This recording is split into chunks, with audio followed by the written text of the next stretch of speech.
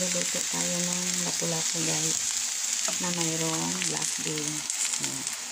So, yung black beans na yan. So, nandito na yung bawang sibuyas luya guys. Ngayon, lagay na natin ang lapu-lapu. Tapos, lagay natin ang pepper. Kunti lang kasi. Kasi yung black beans na tayo.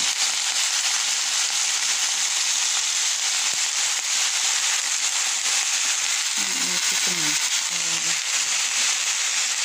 Hindi masyadong maalat. Balik rin natin. Ito ay parang ito ay parang may skin. Lagay natin yung ganting tubig ko naman. Lagay natin yung paminta. Yung laputo. Something magic carrot.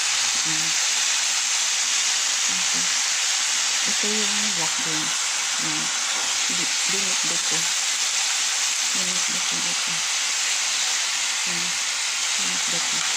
Ito yung black beans na black beans. Tapos, balik pa rin naman natin. Sandali lang ito guys. Mga 10 minutes luto na yun. Kabilang natin.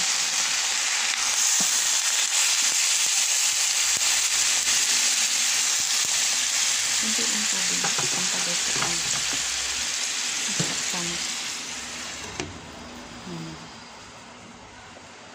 Mga 10 minutes lang yan siya.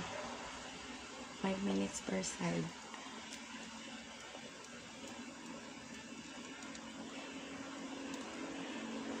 Ang isda guys, huwag niyo i-overcook kasi mawala ang tamis. Yung linaman ng isda, mawala kapag na-overcook. So, 10 minutes is enough. Mahaba na yung 15.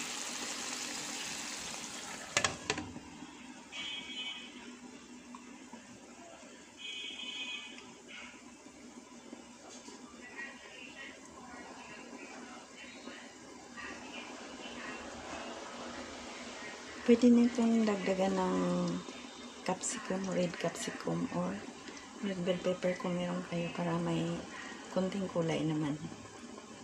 Sa ngayon wala tayong ganun. So, lagyan ko na lang ng spring onion on top.